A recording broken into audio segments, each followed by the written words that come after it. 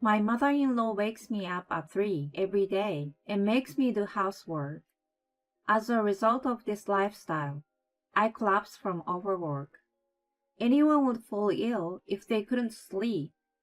The next day, when I returned home after leaving the hospital, I found my mother-in-law standing in the doorway. Hospitalization is such an exaggeration. Young people these days. I wonder if it's because you grew up with a single parent that you're such a scumbag. I'd like to see your parents' faces. Oops, I forgot. They're gone already. My mother-in-law looked at me and laughed sardonically. She continues while I'm at a loss of words. If you're a wife, you should get up at 3 a.m. and work like you always have. I won't allow you to fall ill. If you don't like it, there's no place for you here.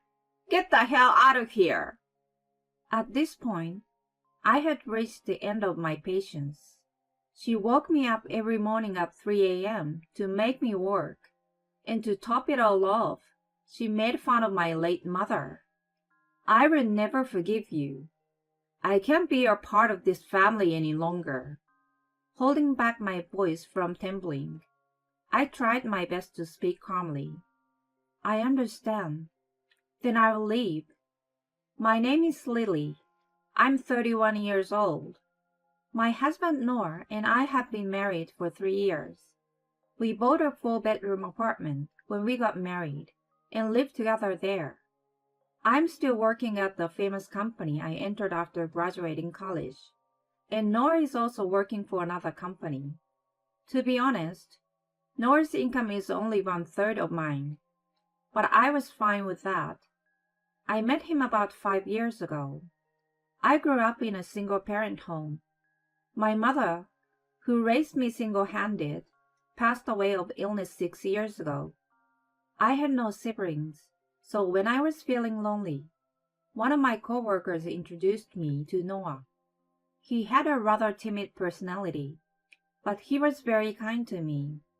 We had a pretty steady relationship, and I was truly happy when he proposed to me 3 years ago. Maybe it was the joy of finally having a family of my own. When I went to Noah's parents' house to greet his family for the first time, my parents-in-law welcomed me kindly. I had the first impression of a dignified father-in-law and a modest and gentle mother-in-law. They smiled at me and told me that they were very happy to see me. My mother-in-law welcomed me saying, "Lily, from now on, I want you to think of me as your real mother." "Yes, thank you. These people will be my family. I'm glad that they are kind people. I must take good care of them." I felt completely at ease and decided to marry Noah. For Christmas, right after we got married, Noah took me home with him. I was chatting with my father-in-law at the table when my mother-in-law spoke to me. "Lily, may I have a word?" "Yes, what is it?" I was led into the next room, where my mother-in-law started staring at me. "Why are you wearing your skirt today?" "What?" It was true that I was wearing a below-the-knee skirt that day. It wasn't flashy or anything, just my usual attire. I wondered what was wrong. I asked my mother-in-law, and she scornfully snorted. "It's Christmas, you know. As a wife, you will have to move around a lot, won't you? You can't move around in a skirt. And it's not appropriate for a wife to start chatting happily at the table as soon as she arrives." "But Nora's father told me to." "No more excuses. Change your clothes and come to the kitchen." "Yes, ma'am. I'm sorry." That's why young people these days, you have to discipline them strictly. I left my mother-in-law, who was still mumbling, to change my clothes. I was in a cold sweat, and my heart was beating fast all the while. After that, I was made to cook in the kitchen, while my mother-in-law scolded me endlessly. "You're not a good wife. if you don't bring your own apron? You're not very good at cooking either. This seasoning is disgusting. My mother-in-law happily said such words to me in the absence of my father-in-law and my husband. She was so kind to me before Noah and I got married, but she changed immediately after marriage. This is a fraud. By the time I returned home after staying one night, I was exhausted. Lily, please come visit us again. I was even terrified when my mother-in-law said this with a soft smile. Since then, whenever I visited my in-laws, I was always nagged by my mother-in-law, but I could not say anything about it to Noah. Of course, one reason was because I didn't want Noah to hate me. But more than that, if I divorced Noah right now, it would cause grief to my parents in heaven, who were so happy to see me get married. I wanted to avoid that at all costs. Fortunately, my in-laws are a few hours away by car, so the only time I see them is when Noah goes back home. I have no complaints about my life with Noah. If only we could continue to live together in peace. But that hope was soon shattered. One weekend, Noah and I were at home when suddenly the intercom rang. What? Noah's mother? I looked at the intercom screen and I froze. Noah rushed into the door. Mom, what's going on? Why are you here all of a sudden without calling? Noah asked. Then she came into the house and started crying. I divorced your father. What? Noah was obviously surprised, and his mother tearfully told us the story. Noah's father asked for the divorce out of the blue and kicked her out of the house after offering only a minimal share of the property. I'm all alone and I have nowhere to go. Noah sympathetically tells his mother as she sniffs her nose. Oh no, you have me. You can stay here as long as you want. What? My reaction unexpectedly spilled out my mouth, but Noah looked at me and said, It's all right, right, Lily? I can't leave my mom alone. Yes, I understand. Thank you, Noah. His mother gave him an overemphasized appreciation.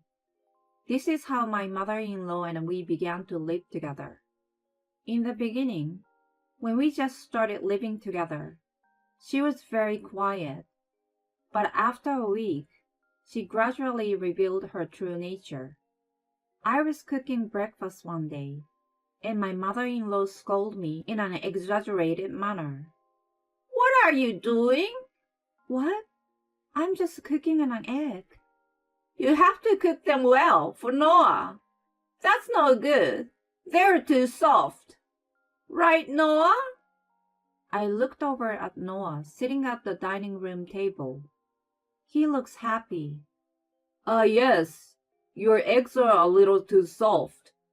I never told you that before. See, I told you. Now start again. I will watch over for you this time. Oh, okay. I had to make breakfast again, and was bothered though I did not show it.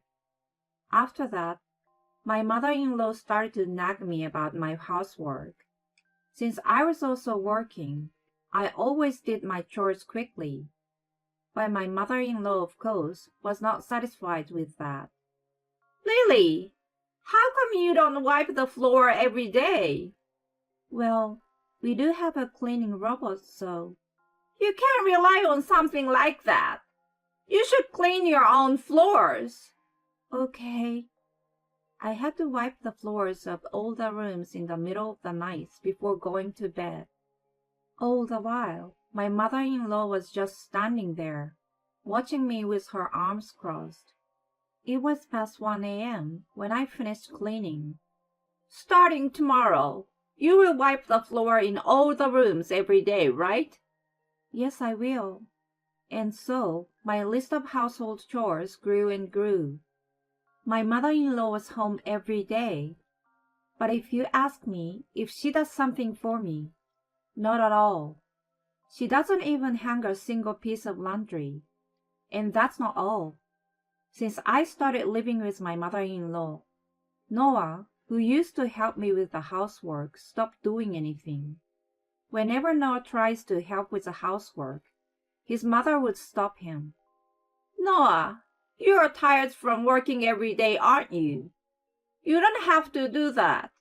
But it's the wife's job to take care of the house. So Noah, you take it easy. Yeah, I guess that's right. Lily can do it for me. Of course she can. Lily is not a perfect wife, so I will make sure she knows what she's doing. Oh, thanks, Mom. I was stunned to hear that conversation. I'm also working every day. I didn't know Noah was such a person. Yes, Noah was a mama's boy and was easily persuaded by her. Even so, I once appealed to Noah. Noah, I have a hard time when your mother interferes with my housework. What? Did Mom say something wrong? She's forcing me to do things her way, and I can't do all those chores by myself. Lily, are you talking bad about my mother? It's not like that, but... Just do as Mom says, and everything will be fine. You mean you can't do it all because you are slow, right? What? Take a cue from my mom. I want you to be able to do the housework well and become a good wife. Noah, who was so cooperative in the housework and so kind to me. I wondered where he had gone. I could only stare at Noah's back as he went to bed in disbelief. After that, I continued to cook 3 meals a day for the 3 of us. I was busy with cleaning up, sweeping up, and doing laundry too. The dishwasher and cleaning robot were banned, so I was forced to do everything with my hands. Then, there was wiping the floor, ironing, and shoe shining for Noah added to the list. It was almost 2 a.m. when I went to bed every night. This was affecting my work as well. It became hard to get up in the morning. I had trouble concentrating and had headaches. It was hard to get work done, and I make more mistakes. My boss suggested that I was slacking off, and I was depressed by his words. I felt that if I continued like this, I would not be able to sustain myself physically and mentally. So I decided to talk to my mother-in-law directly. I would do the housework properly on weekends. So can't you let me go to bed early during the week? If I don't, I won't be able to continue working. Well, okay. Why don't you go to bed early tonight? Is that okay? But you will have to do at least some of the housework, doing the dishes and ironing. I will cut you a break for tonight there. Thank you. I finished my chores in a great hurry. I was able to go to bed at 11 that night. For the first time in a long time, I could sleep peacefully until morning. I was so relieved that I fell asleep right away. But a few hours later, Lily! My mother-in-law shouted and shaking my body to wake me up. I jumped out of the bed, flustered. What is it? Why are you in our bedroom? Why? Because it's time to get up. What? I looked at my clock in a panic and saw that it was 3 a.m. It was still dark outside. I protested in a whisper, trying not to wake Noah, who was snoring next to me. It's only 3 a.m. I usually wake up at 6:30 a.m. What are you talking about? You went to bed yesterday without wiping the floor. Do it now. What? If you go to bed early, you get up early and do the housework. That's wife's job. My mother-in-law tugged on my arm and made me come to the hallway. There was already a bucket and a rug ready in the hallway. Please, are you serious? Of course I am. Come on. You'll be late if you don't do it quickly. When you're done wiping the floor, the next thing to do is Noah's shoe and the toilet. Okay. I'm going to sleep again, so make sure you get it done. And don't cut corners when making breakfast. Make sure it's ready as always. Yes, ma'am. I crawled on my knees and wiped the floor. My head was foggy and my body felt very heavy. Still, I had no choice but to mindlessly do the housework like a robot.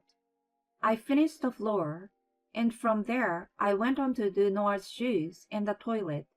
Then I made breakfast. Noah and his mother woke up at 7 o'clock. They began to eat breakfast gracefully. Oh, breakfast today comes with dessert. I felt something was missing every morning. As Noah ate his breakfast happily, his mother said to him, Lily couldn't wake up by herself, so I had to wake her. Really? Come on, Lily. You should have woken up by yourself. It was like our conversation from somewhere far away. From the next day, my mother-in-law started waking me up at 3 a.m. Each time, she told me to do the chores in detail, and if I didn't keep everything up, she would complain to me. I slept less than 4 hours a night, and I had chronic headaches and nausea. After 3 weeks of living like this, I reached my limit. One day, I collapsed at work and was rushed to the emergency room. I had been asleep in the hospital bed for more than 6 hours. When I woke up, Noah was at my side. Hey, what are you doing overworked? I couldn't believe my ears at the sound of Noah's grumpy voice. What? You know, because you weren't there, Mom had to take care of the housework. Don't you feel sorry for her? Noah, what are you talking about? Just come home. Don't burden Mom any more than you already have. After saying that, Noah walked out to the hospital room. I could do nothing but stare at his back in dismay.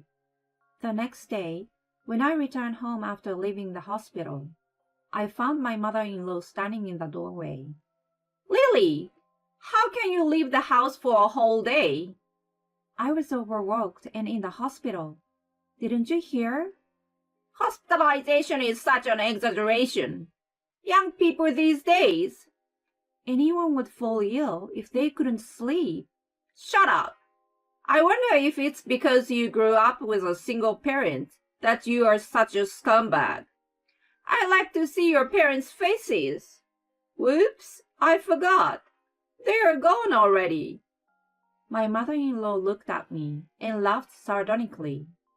She continues while I'm at a loss of words. If you're a wife, you should get up at 3 a.m. and work like you always have. I won't allow you to fall ill. What? If you don't like it, there's no place for you here. Get the hell out of here. At this point, I had reached the end of my patience.